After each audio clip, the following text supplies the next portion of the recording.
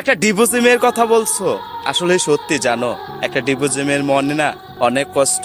কারণ কোনো মেয়ে সংসার ভাঙতে যায় না, সংসার গড়তে যায়, সংসার করতে চায়। অনেক কষ্ট যখন জমা হয়ে যায় আর সহ্য করার মতো হয় না, তখন একটা মেয়ে স্বামী সংসার থেকে বিদায় নিতে চায়।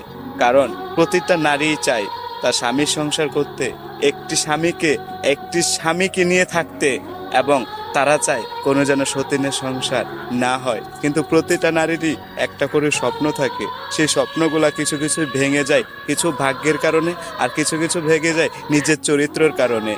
হ্যাঁ, শুধু যে ছেলেরা খারাপ তেমনটা না, কিছু কিছু নারীরা আছে যাদের চরিত্র খারাপ, দুশ্চরিত্রা।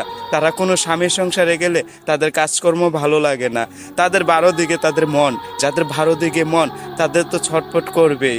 যেই কারণ একটা কথা মনে রেখো, যেই গরু ঝুটা থাকবে পুরা জমিতে ঘাস খাবে, সেই গরুর যদি তুমি বেঁধে এক জায়গায় দাও তখন তার ওই গাছটা ভালো লাগবে না। তো একটা সংসার জীবন এরকমই, যেই নারীরা স্বপ্ন নিয়ে আশা নিয়ে যায়, সবাই সংসার করতে যায়, যখন সংসার করতে গিয়ে যে কোনো একটা বাধা বিঘ্ন চলে আসে, দুটা হৃদয় দুই দিকে আলাদা হয়ে যায়, তখন মেয়েটার বুকে অনেক কষ্ট জমা হয়ে যায়। কোথায় যাবে? মা বাবার কাছে?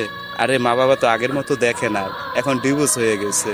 সবাই মা বাবারও খারাপ বলে মেয়েটারে বিয়ে দিয়েছো, মেয়েটা ডিভোর্স হয়ে চলে আসছে। মেয়েটা যদি ভালো হতো তাহলে কখনোই আসতো না।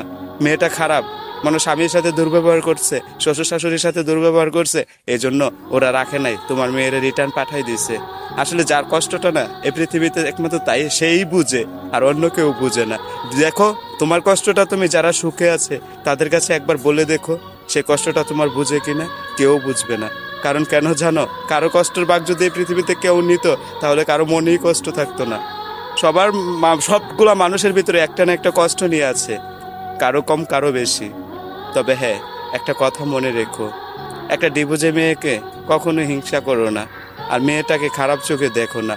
দেখো, একটা ডিভোর্সে মেয়ে তাকে যদি ভালোবাসা দেই, আমাদের সমাজের মানুষ, গ্রামের মানুষ, এলাকার মানুষ, পরিবারের মানুষ যদি আমরা তাকে সম্মান দিই, ডিভোর্স হয়ে আসছে তাতে কি হয়েছে, সেই মেয়েটাকে যদি আমরা সম্মান দিই, সেই মেয়েটা কখনো খারাপ কাজে যাবে না, ভালোভাবে